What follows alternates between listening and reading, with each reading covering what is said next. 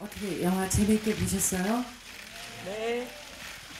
오늘은 어쩐지 그 베를린에서 돌아올 때 그 기세등등함이 온데간데 없고 굉장히 불안하고 초조하고 그랬어요. 그 어쨌든 혼신의 힘을 다해서 했으니까 뭐 할 얘기 없습니다. 즐겁게 봐주셨다면 감사하겠습니다. 네, 김성철입니다. 되게 긴장되는 날이었었고, 그리고 또 기자분들께 처음으로 선보이는 시간을 가져서 아침부터 마음이 안 좋았는데, 안 좋았다는 게 아니라 긴장이 많이 됐었는데 끝나니까 다행이네요. 네. 아무튼 재밌게 봐주셨으면 좋게 잘 리뷰를 남겨주시면 감사하겠습니다. 감사합니다. 네, 안녕하세요. 강 선생님 역할을 맡은 연우준입니다. 오늘 이렇게 저도 언론시사를 통해서 처음으로 영화를 관람했는데요. 처음에 준비하려고 했던 그 마음 그대로 그런 마음가짐이 그래도 잘 담겨 있는 것 같아서 너무 뜻깊게 봤습니다. 오늘 이렇게 잘해주셔서 감사합니다.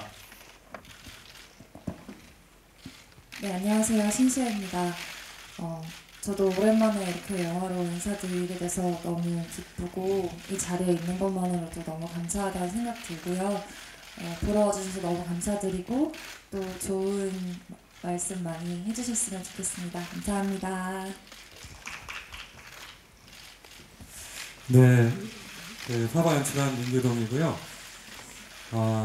오늘 처음으로 한국 관객들과 이렇게 만나는데요. 이 시간을 위해서 참 긴 시간 우리가 열심히 달려왔구나 이런 많은 생각들이 스치는 시간인데요. 재밌는 시간이었길 바라고 또 얘기 잘 나눠보면 좋겠습니다. 고맙습니다. 네, 안녕하세요. 저 모비스트 박은영 기자고요. 영화 너무 잘 봤습니다. 저는 감독님이랑 배우분들한테 좀 여쭤보고 싶은데요. 감독님께서는 이 영화를 처음에 왜 기획하셨고 어떤 말씀하시고자 하셨는지 좀 궁금하고요. 이 김성철 배우님이랑 이혜영 배우님은 나중에 이제 둘이 붙는 장면이 너무 다이나믹하고 역동적인데요. 그 촬영할 때 좀 기억에 남은 일 있다면 좀 말씀 부탁드리고, 신시아 배우님이랑 연우진 배우님은 처음 오셨다고 하셨으니까 오늘 본 소감이 좀 어떤지 그 말씀 부탁드리겠습니다. 60대 여성 킬러가 등장하는 액션 느와르물이라고 처음 생각했을 때 그냥 이거는 만들어질 수가 없구나, 불가능하구나, 여러 가지로 모두가 만류할 것 같은 그런 프로젝트라는 생각이 들었었고요. 그거를 생각하는 순간 굉장한 오기가 생겼었어요. 왜 나는 추춤하고 또 많은 사람들은 이것이 불가능하다고 여길까?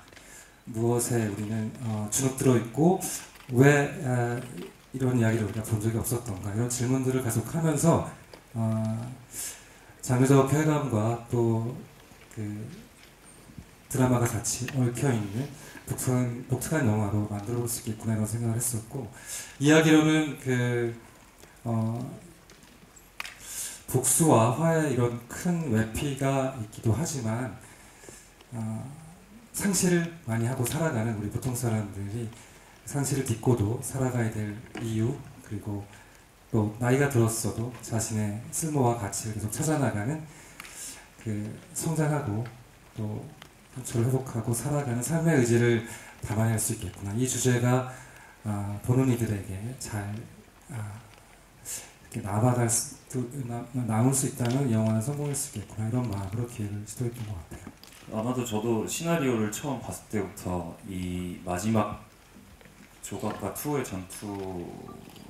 전투까지의 빌드업이 정말 중요하고 마지막 결말로 갔을 때 이 에너지가 응축돼서 터져야 될 것 같다라는 생각을 했었는데, 실제로 저희가 촬영할 때 거기 로케이션에서 선생님은 먼저 가 계셨고 전투가 끝난 후에 저를 이제 만났을 때부터도 거의 일주일 정도 촬영을 했었는데 아마도 해 뜰 때부터 해 질 때까지 계속 찍었던 것 같아요. 그리고 또 아무래도 선생님하고 저랑 둘이 부는 액션은 그때가 처음이었기 때문에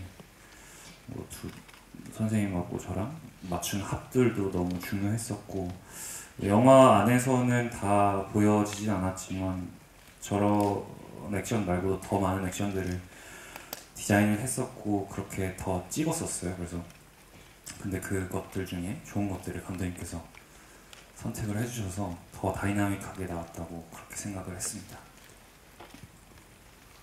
저는 어떻게 막상 액션을 시작하려고 하니까 부상을 많이 입어봤고요.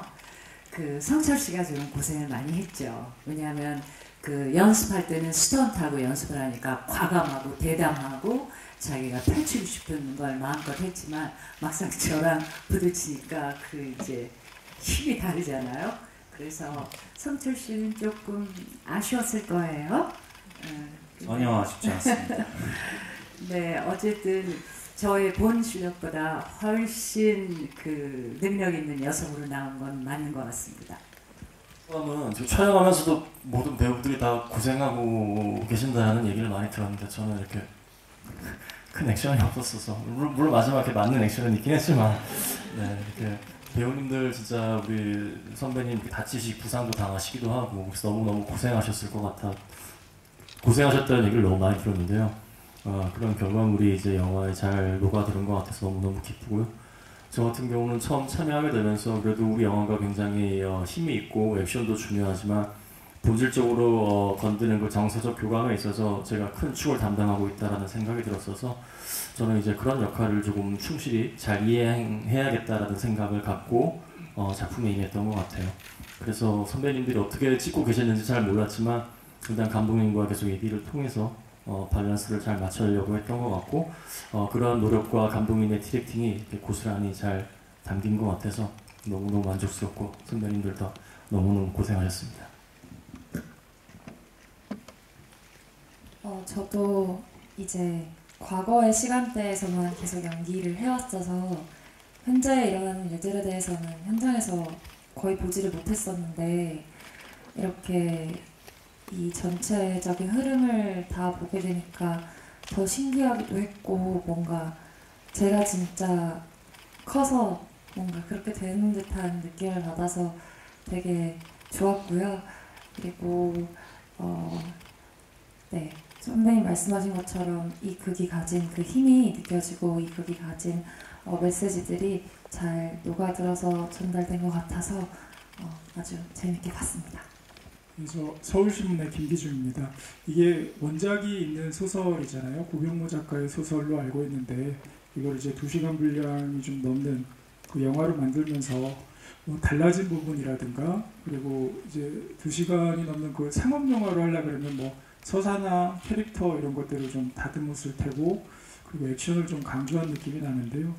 그래서 좀 중점을 둔 부분, 영화화하면서 좀 이 부분은 꼭 영상으로 좀 보여주고 싶었다. 이런 부분이 있었으면 좀 감독님께서 설명을 해주시면 좋겠습니다. 내면 심리를 만연체로 독특하게 표현한 소설로 굉장히 많은 사람들이 좋아하고 있는데요. 영화는 또 그 소설 리듬하고는 다른 문법을 취할 수밖에 없었고 그래서 또 2시간이라는 영화적 제한, 그 물리적 제한이 사실 굉장히 크잖아요. 이야기로는 한 8부작 이야기만큼 저 트리트먼트 작업을 다 했었고 영화에 등장하지 않는 투의 과거에서부터 지금까지 20년 년에 걸친 과거 이야기도 에피소드로 다 만들어봤고 그 젊은 조각에서 지금 나이 든 조각까지도 그 40몇 년에 걸친 이야기도 에피소드로 다 만들어봤었어요. 강 선생도 여러 종류의 각색을 해봤었고 여자로도 각색을 해봤었습니다. 그 정도로 소설은 많은 모티브를 확장시킬 수 있는 이렇게 퍼즐처럼 숨겨진 모티브들이 많이 있었고요. 한 줄만 있어도 저는 그거를 한 에피소드로 정말 확장할 수 있을 정도로 그런 에피소드를 이렇게 찾아내는 재미가 좀 있었던 것 같아요. 영화적으로는 소설은 이렇게까지 주인공들이 자주 만나지 않아요, 사실은. 그래서 영화는 이 주인공들끼리 훨씬 많이 부딪히고 또 현재와 과거가 두 시간대, 한 시간대에 있는 것처럼 연출하는 비선형적인 플롯 구조를 좀 취했고요. 그래서 소설에서 거의 반 정도를 차지하는 엄청난 분량의 과거 이야기를 현재 이야기 안에서 등장해야 될 이유가 있는 지점에 현실적인 이야기 진행과 함께 보여주는 그런 독특한 연출 방식을 좀 취해봤고, 원작에 더 충실하게 잘 재현한 씬은 엔딩의 액션 부분인 것 같아요. 한때 전설적이었지만 지금은 사실은 퇴물로 취급받고 있는 조각이라는 주인공이 정말로 한때 전설이었고 지금 또 여전히 살아 넘치는, 정말 날아다니는 전설적인 자신만의 전투력을 갖고 있구나, 이런 것들이 구현되는 게 굉장히 중요했기 때문에 30대 젊은 남자와 막 부딪혀서 경험적인 자신만의 무술 실력으로 힘에는 밀리지만 공간을 이용하고 또 지혜를 잘 발휘하는 방식으로 또 오래 버티는 방식으로 끝내는 승부를 가져가는 그런 지점들을 영화에 잘 구현하고 싶었고, 그것들이 또 단순히 액션으로 사람들에게 이해되기보다는 그 액션이 결국 전국적으로는 그 사람이 어떤 인간인지, 어떤 삶을 살아왔는지, 어떤 삶을 살아가게 될지, 인간의 모습을 보게 되는 방식으로 결국은 수렴되도록 영화적 깔때기랄까요? 마지막 메시지의 종착역을 그렇게 찾아봤던 것 같아요. 네, 안녕하세요. 저 헤럴드팝 이미지 기자인데요. 엔딩 크레딧에 나오는 조각이라는 곡이 이제 성철 배우가 불러서 조금 더 여운이 가는 것 같은데, 이제 감독님께서 그것을 이제 성철 배우가 부르게 하신 이유 궁금하고, 그리고 김성철 배우께서는 이제 직접 부르신 소감도 궁금하고요. 그리고 신시아 배우님 아까 이제 영화 오랜만이라고 잠깐 인사해 주셨는데, 이제 어쨌든 마녀2로 주목받고 좀 오랜만에 영화 선보이시게 된 소감이랑, 그리고 이혜영 배우님의 과거를 좀 담당하시게 된 소감 궁금합니다. 영화 속에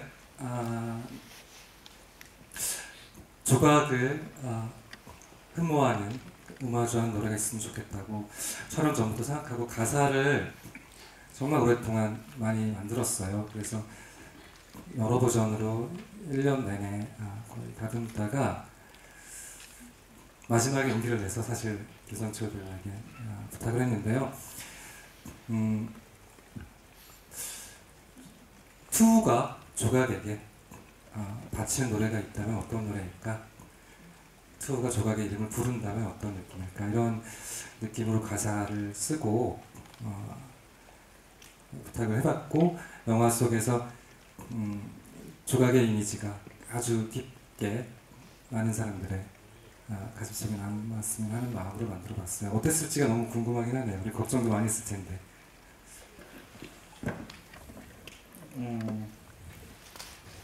우선 가사를 봤을 때는 너무 좋다라고 생각했었고, 저는 음악의 멜로디도 중요하지만 가사를 더 중요시 여기는 사람으로서 감독님이 써주신 그 조각이라는 곡의 가사가 너무 좋았고, 근데 부르는 건 사실 굉장히 부담스러웠습니다. 굉장히 부담스럽고, 특히나 영화의 엔딩 크레딧에 제 목소리가 울려 퍼지면 저는 그 자리에 못 있거든요, 절대로. 그래서 이게 괜찮을까? 그래서 감독님께서는 근데 그게 있으면 영화에 더 도움이 될 것 같다, 보탬이 될 것 같다라는 말씀에 용기를 좀 냈던 것 같고, 그리고 결국에 어찌됐건 투가, 저는 그 말이 제일 끌렸던 것 같아요. 투가 유령이 돼서 하는 노래야. 근데 그 말이 뭔가 너무 좋은데 해서 사실 그 한마디 때문에 했습니다. 제가 너무 좋아하는 문기동 감독님 작품 참여할 수 있어서 정말 촬영 회차가 많지는 않았지만 매 회차 선물 같은 마음으로 되게 행복하게 촬영했고요. 그리고 이렇게 다시 뵙게 돼서 너무 좋고요. 사실 이혜영 선배님은 정말 저한테는 완전 레전드이자 우상 같은 선배님이신데 제가 그런 선배님이랑 같은 작품에 또 그 어린 시절을 연기할 수 있게 돼서 책임감도 더 들었던 것 같고 또 굉장히 영광이었고 패가 되지 말자는 마음으로 좀 더 저도 촘촘하게 이제 많은 신이 나오진 않지만 그 밀도를 쌓아나가려고 많이 노력했던 것 같습니다. 네, 안녕하세요. 저 파이낸셜 투데이 김영재 기자라고 합니다. 저 감독님이랑 이혜영 씨께 질문 각각 하나씩 드리겠습니다. 먼저 감독님께는 아까 이거는 만들어질 수 없구나, 불가능하구나, 뭐 이런 프로젝트라고 생각하셨다, 뭐 그 주위 사람들 의견이 있다고 하셨는데 정말 이 영화를 만들고 왜 그래 사람들이 좀 힘들었겠구나, 왜 그렇게 생각했겠구나라고 느낀 지점, 정말 만드시면서 힘드셨던 지점 한번 말씀해 주시면 좋을 것 같고요. 그리고 이혜영 씨께는 이제 그 극중 대사가 이제 김성철 씨랑 연은신 씨 대사 통해서 좀 나오는 것 같아요. 늙고 쓸모 없어지면 버려야 할 폐기물 이런 내용이 좀 반복되는 것 같은데 좀 늙고 쓸모 없어진다는 것에 대해서 좀 늙는다는 것에 대해서 좀 원래 어떤 의견을 갖고 계셨고 이 영화를 통해서 그 의견이 좀 어떻게 다가가셨는지 궁금합니다.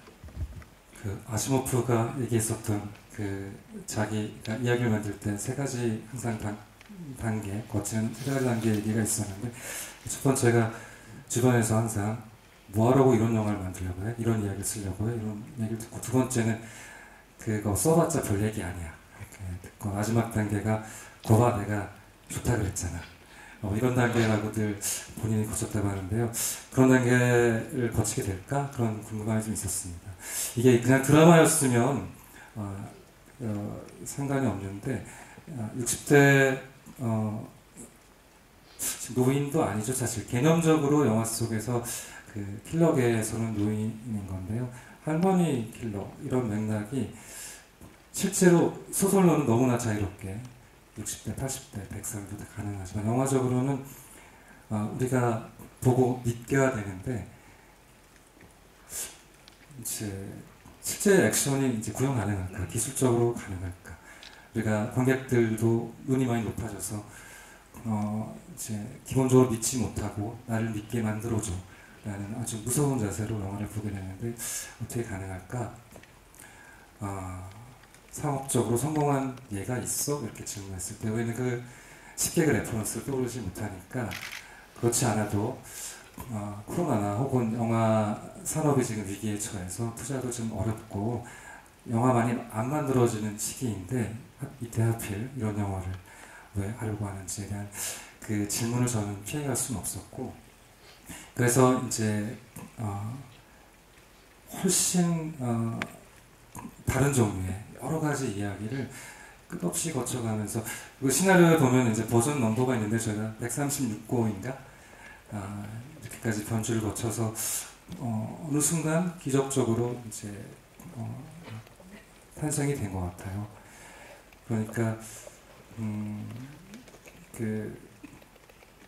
나중에 그러니까 이 영화가 만들어지고 나서는 아마 그런 생각이 들 것 같아요. 만들 수 있고 이렇게 만들어질 수도 있고 그럴 수 있지. 그 탄생은 뭐 자연스럽다고 생각할 수 있는데 저한테는 너무 기적 같고 일어나지 않을 것 같은 일이 일어난 것이고 그래서 의미도 크고 또 관객분들에게 그렇게 낯설고 새로운 어떤 SOP에 맛있는 음식 하나가 선물로 전달되지 않을까 그런 생각을 해보고 있습니다. 그 조각이라는 그 인물을 처음에 대했을 때 그녀의 그 능력인 것 같아요. 그 힘, 남들이 전설이라고 부르는 그 힘의 그 원천은 뭘까? 그 수수께끼 같은 그런 힘. 그러니까 저는 그 늙었다, 폐기물이다 그건 말에 불과하고 그런 거를 생각해 본 적이 없는 것 같아요. 그러니까 그런 통념을 깬 전무후무한 인물인 것 같고요. 조각이 저도 그런 능력 있는 여성을 떠나서 한 인간으로서의 조각을 보여준다고 생각을 했지 늙은 여자가 라는 생각은 안 했던 것 같아요. 안녕하세요. 저 스카이데일리에서 이유경 기자라고 합니다. 저 혹시 스토리도 사실 눈을 뗄 수가 없긴 했는데 그 안에 인물 간의 관계도를 저는 조금 더 집중해서 봤습니다. 그래서 그 조각과 투의 사실 애증이라는 관계가 좀 눈에 띄었는데 이 애증과 관련해서 이제 감독님께서 추구하셨던 방향성과 그리고 이혜영 배우님께서 그 이제 김성철 배우님이 맡으셨던 이제 투라는 그런 캐릭터와의 그 애와 증 사이에서 정확히 좀 어디에 가까운지 그 두 배우님께 사실 여쭤보고 싶어서 질문을 좀 더 드리게 됐는데 이혜영 배우님께서 좀 느끼시는 그 투에 대한 그런 캐릭터에 대해서 애에 더 가까운지 증에 더 가까운지 그 반대로 김성철 배우님께서도 어떻게 생각하시는지 왜냐면 제가 봤을 때 이 연기에 대해서 사실 그 이제 애와 증이 명확히 구분이 되었던 걸로 제가 좀 인식을 해서 그 부분 좀 여쭙고 싶습니다. 아마 그렇게 우리가 익숙한 단어로 딱 규정하기 어려운 종류의 감정들을 주고받고 얽혀있는 관계 같아요. 투 같은 경우는 저는 이제 자신의 삶을 파괴한 이제 구원자를 갈망하는 인물이고 그때 성장이 멈춰서 이제 친절함을 믿지 않고 또 누군가 깊이 들어가는 것을 회피하는 이제 어떤 종류의 트라우마를 가진 인물로서 지금까지 왔고 자신을 증명하는 방식은 이제 맞설 수 있는 그 전설과 맞설 수 있는 강력한 능력을 가지는 것이 대등하게 소통할 수 있는 관계라는 강박을 가지고 있는 인물이거든요. 영화는 투의 그 미스터리를 가지고 조각과 부딪히는 이야기고 조각의 입장에서는 과거의 유산을 아주 무겁게 어깨에 지고 있는데 그 유산을 다 지금 떨쳐내고 자리에서 물러나야 될 것 같은 삶의 위기감 속에 있고 자신이 하는 일이 그리고 윤리적으로 옳은 일일까 내가 생명이 있는 따뜻한 어떤 죄가 없는 사람조차 나는 큰 명분을 위해 그 대를 위해 소를 희생하는 게 맞는 걸까 이런 사실 나이가 들어서 찾아온 어떤 틈이죠. 투가 말하는 그 균열 속에서 그 연민의 감정 속에 갈등하는 인물이고 그 둘의 조합은 사실은 저는 거울을 보는 느낌처럼 연출하려고 했었거든요. 둘은 굉장히 다른 맥락을 갖고 있지만 사실은 비슷한 종류의 어떤 종류의 강박 속에서 새로운 자신의 삶의 방향을 찾으려고 애쓰는 서로를 확인하는 순간 우리가 결국 같은 사람일 수도 있겠구나라는 마지막 교감을 하고 그리고 서로 가족으로 받아들이는 그런 사이가 되니까요. 보이지 않게는 그런 단순한 애증관계를 넘어서는 묘한 아주 비극적인 운명이 닮은 꼴로서 새로운 삶의 이정표를 확인하는 관계로 둘이 합쳐지면 어떨까 이런 생각을 했던 것 같아요. 사실 사랑과 증오 중에 선택하라 하면 못합니다. 이거는 그렇게 1차원적으로 접근을 못했던 것 같아요. 그리고 그렇게 접근을 하지도 않았고 감독님하고 처음 만나서 대본 얘기했을 때 그럼 투어가 조각을 찾기 전 25년은 어떻게 살았을까요? 그러면서 저희가 막 서로 막 이런저런 설정을 많이 해봤어요. 소설에는 안 나오는 어떤 얘기를 우리 영화에 더 잘 어울릴 것 같고 근데 그걸 하나씩 적고 저는 상상을 많이 하니까 상상을 하다 보니까 이 정신은 붕괴되더라고요. 절대 어떤 일차원적인 어떤 감정으로 인해서 동력을 생기는 게 아니라 어떤 목표가 생겨버리는 것 같아요. 난 이 사람 찾겠다라는 어떤 목표. 그래서 찾았을 때 나를 알아보지 못한다는 거에 대한 증오나 혹은 이 사람을 사랑한다라는 감정보다는 그 목표에 지금 도달을 했는데 내 마음은 공허하고 이 채워지지 않는 것을 계속해서 영화 내내 채우려고 하는 것이 투의 캐릭터라이징이라고 저는 생각했고 덧붙여서 조각이 투우를 바라보는 그 시선 자체가 언제나 긍정적이지 않았기 때문에 더 상처를 받고 그런 캐릭터로 설정을 했던 것 같아요. 네. 조각한테 투우는 실수로 남겨둔 거죠. 실수죠. 그 애도 중도 아니었고 자기가 저지른 그 실수를 정리해야 되는 거죠. 그 오랜 세월이 지나서 그래서 끝까지 해결하는. 그래서 가죽으로 맞아주신 건가요? 영화 잘 봤습니다. 그 김성철 배우님에게 질문 하나 하겠습니다. 아까 영화에서 다 보이진 않았지만 더 많은 액션씬을 찍었다고 하셨는데 이영 배우님이랑 액션 호흡이 어땠는지 구체적으로 이야기해 주시면 고맙겠습니다. 혜영쌤도 말씀하셨듯이 리허설을 하면 이제 스턴트 해주시는 그 혜경 씨가 오셔서 저희가 합을 맞추고 이런 합으로 갈 겁니다.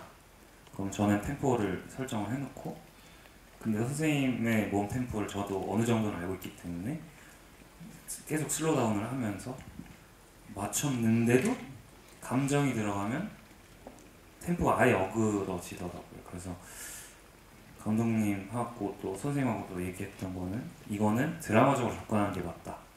이건 감정으로 접근하는 게 맞는 것 같다. 이제 어떤 합이 중요한 게 아니라 우리가 드라마를 하다 보니 나오는 어떤 몸동작.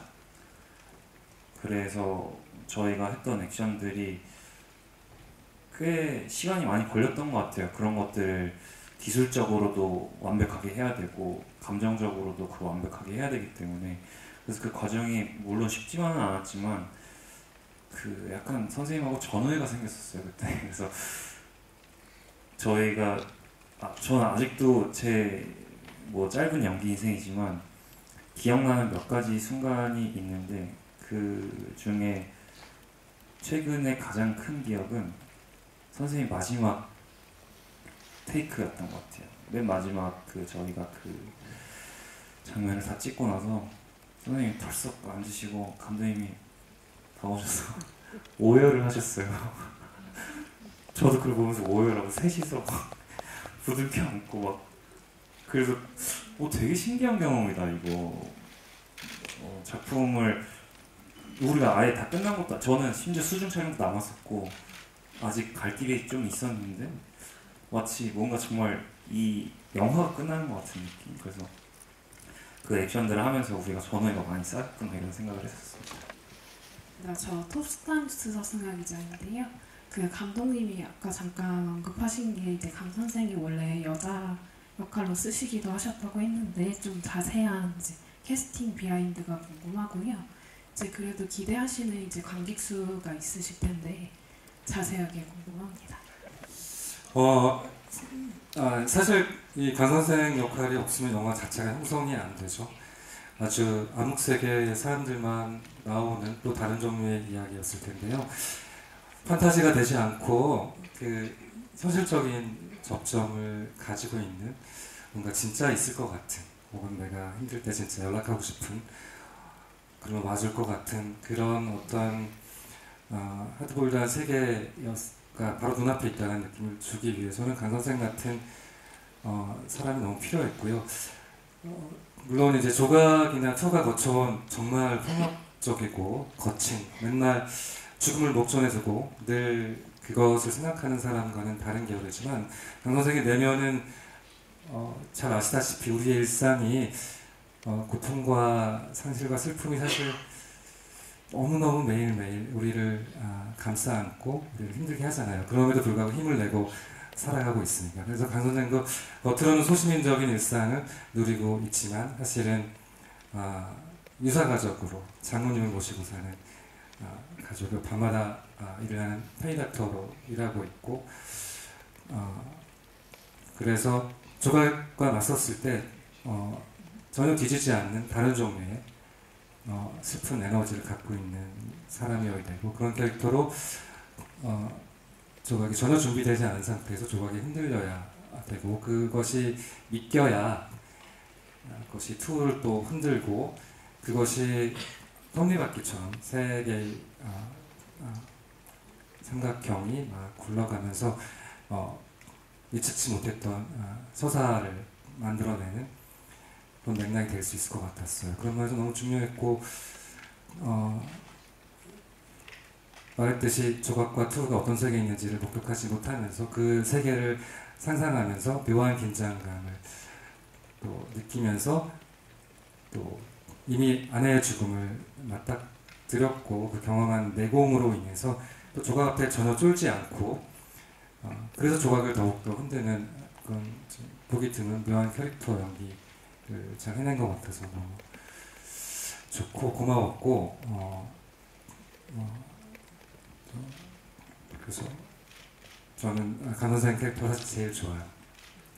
여의사까지 갔었던 거는 사실 이게 처음 끝까지 완전 서울에서 부산까지의 추격극도 만들어 봤었고 과거가 하나도 없는 이야기도 만들어 봤었고 또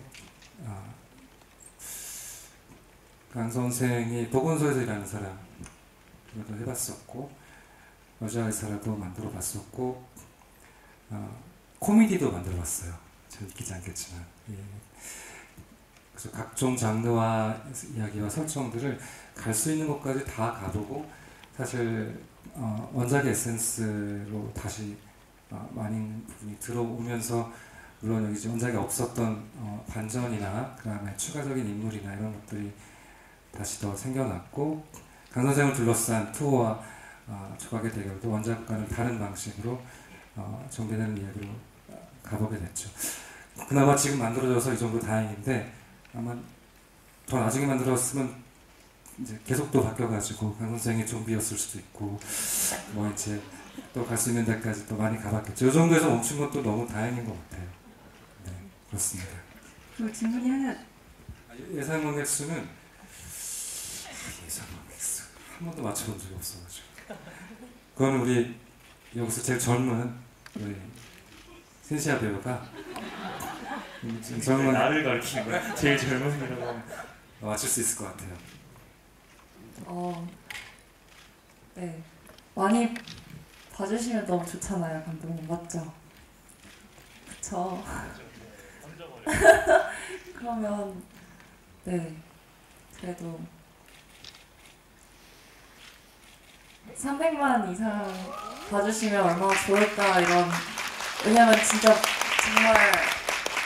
정말 진심과 최선을 다해서 만든 영화니까요. 한 번씩 궁금해 해주시고 봐주셔서 300만이 됐으면 좋겠다는 바람이 있습니다. 소박하다. 그 거룩한 마음의 마동석 배우는 900만 300만이 500만이 되고 500만이 900만이 되는 첫 주에? 화이팅! 일단 두 킬러 사이에서 고생을 정말 많이 하셨고 또 아이라는 지켜야 할 소중한 존재가 있는 아버지라는 역할을 맡으셨는데 그 작중에서 아버지라는 역할로 연기하신 그런 소감이 궁금합니다. 네.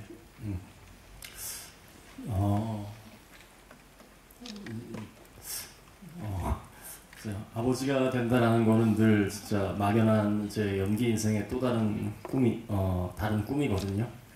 근데 이제 조금 그 시간이 쉽게 온 것 같아요. 제가 뭐 다른 작품에서도 아버지 역할을 맡은 적이 있지만, 이렇게 우리 터가만큼 어떤 그런 가정에 대한 또 가족에 대한 어떤 또 소중함을 가지면서 내 지켜야 할 것을 가지고 이렇게 그런 마음가짐으로 깊게 참여를 해본 거는 이번 작품이 사실 조금 처음인 것 같은데요. 그러다 보니까 저도 정말 좀 가슴이 이렇게 훈훈해지는 어떤 마음이 들었던 것 같아요. 그리고 또 우리 아역 배우와 같이 이렇게 현장에서 부모님과 같이 이렇게 소통하면서 그리고 또 편하게 연기할 수 있게끔 서로 이렇게 친구같이 또 서로 호흡을 맞춰주는 내내 서로 편안한 에너지를 주고받을 수 있게 옆에서 많이 도와주셨거든요. 근데 그런 에너지에 또 아역 배우의 에너지를 딱 받다 보니까 이게 진짜 뭐 당연히 뭐 이렇게 좋은 나도 이렇게 연기를 해야겠다라는 생각과 더불어서 나도 빨리 좋은 아빠가 되고 싶다 이런 마음도 솔직히 들었던 것 같아요. 그래서 앞으로도 되게 좋은 연기와 또 좋은 가정 속에서 이 생활을 오래오래 하고 싶은 마음이 큽니다. 네. 다양한 많은 영화들이 극장에 쏟아져 나와서 너무 반갑고요. 그 모든 영화들의 출산을 너무 응원하고 있고, 물론 이제 영화 시작할 때는 저희 이혜영과 마동석이 같은 날에 개봉할 거라고는 생각을 못했었는데, 다 같이 많은 관객들을 좀 불러모을 수 있는 좋은 계기가 되면 좋겠고요. 범죄도시 4에서 마동석과 김무열도 그 싸움이 끝난 것 같았는데 또 끝나지 않고 같이 만나는 악연을 보니까 그런 게 너무 재밌고, 극장의 관객들이 예전에 비해서 많이 좀 줄어들어서 같이 보면 훨씬 즐겁고 재미있는 극장만이 주는 그런 체험들이 어느 때보다 더 풍성한 그런 시간들이 됐으면 좋겠습니다. 고맙습니다. 네, 모두 다 각자의 크고 작은 상실들이 있을 거라고 생각하는데요. 그 상실들을 마주하면서 살아가는 삶 속에서 이 영화가 작은 혹은 큰 위로와 또 다른 희망이 될 수 있었으면 좋겠고요. 네, 요즘 날이 너무 좋으니까 같이 사랑하는 사람들과 친구들과 극장에 오셔서 저희 영화 파과 봐주시면 감사할 것 같습니다. 감사합니다. 네, 저도 이제 감독님이 말씀하셨다시피 극장에 대한 얘기를 좀 한번 해보고 싶은데요. 이제 우리 영화가 갖고 있는 이런 화려한 액션과 동적인 면모를 극장, 또 화려한 사운드와 이러한 것들을 극장에서 봐야 된다는 이유도 있지만, 그거 못지않게 우리 모든 배우님들의 어떤 심리적인 변화와 이런 감정 상태를 큰 스크린에서 이렇게, 저도 오늘 선배님이 연기하시는 어떤 그런 얼굴들을 보면서 미묘한 표정 변화에 극장에서 꼭 이걸 봐야 된다라는 어떤 깊은 어떤 감명을 좀 받았거든요. 화려한 액션과 볼거리뿐만이 아니라 이런 어떤 정서적인 미묘한 감정의 변화도 꼭 극장에서 관람해 주시면 이 영화를 즐기는데 더 큰 힘이 되지 않을까 생각됩니다. 네, 감사합니다. 네, 아까 잠깐 어떤 이벤트 때문에 바깥에 나갔다 왔는데 햇빛이 너무 좋더라고요. 근데 그것들 포기하고 여기 와주신 기자분들께 우선 감사드리고, 저희 영화가 가끔 그런 생각을 해요. 이거 영화관에서 보아서 참 다행이다라는 작품들이 가끔 있거든요. 물론 많은 영화들이 그렇겠지만 저희 영화는 아무래도 음악적인 거나 혹은 선생님의 어떤 그런 미묘한, 형이 말한 대로 미묘한 표정 변화들이 스크린 속에서 보여지는 것들이 정말 크게 와닿았다고 저는 믿기 때문에 관객분들께서 파과가 끝나기 전에 많이 찾아와 주시고, 또 극장가가 좀 많이 살아남았으면 좋겠습니다. 지금 1000만 관객이 안 된 지 1년이 넘었다고 들었는데 1000만을 떠나서 그냥 극장에 사람들이 꽤 많아진다면 시아씨가 얘기한 대로 400만이 되지 않을까라는 어떤 희망감을 품으면서 관객분들께 파가 많이 응원해주시고 많이 기대해 주셨으면 좋겠다는 말씀 드리고 싶습니다. 오늘 정말 감사합니다. 네, 저희 파과의 매력은 역시 그 영화의 매력적인 캐릭터들이 나온다는 거예요. 그 캐릭터들이 굉장히 매력적이고 혼신의 힘을 다했으니 더 할 말은 없습니다. 그냥 우리 영화를 많은 분들이 관심과 사랑으로 봐줬으면 하는 기대입니다. 감사합니다. 손톱. 네 이름은 앞으로 손톱이다. 길거리에서 아무나 주워다가 이 일 저 일 시키는 것 같아. 우리 일은 악성벌레 퇴치하는 신성한 일. 레전드라더니 머리도 세고 주름도 지고 벌써 이렇게 늙으면 어떡해. 내 눈앞에 띄지 마. 오래 살고 싶으면. 움직이지 마세요. 임시 처치하고. 무슨 수작이야? 강봉회가 왜 타깃이 된 거야? 묻는 자는 다 즉결처분. 대모님이 만든 룰이잖아요. 아, 그 새님 재주 좋다. 얼음장 같은 인간 간혹이.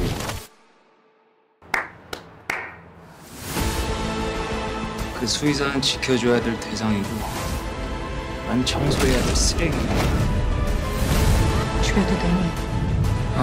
안 그럴 생각이었어. 당신은 절대 나 못 이겨. 당신은 지킬 게 있고 난 잃을 게 없으니까.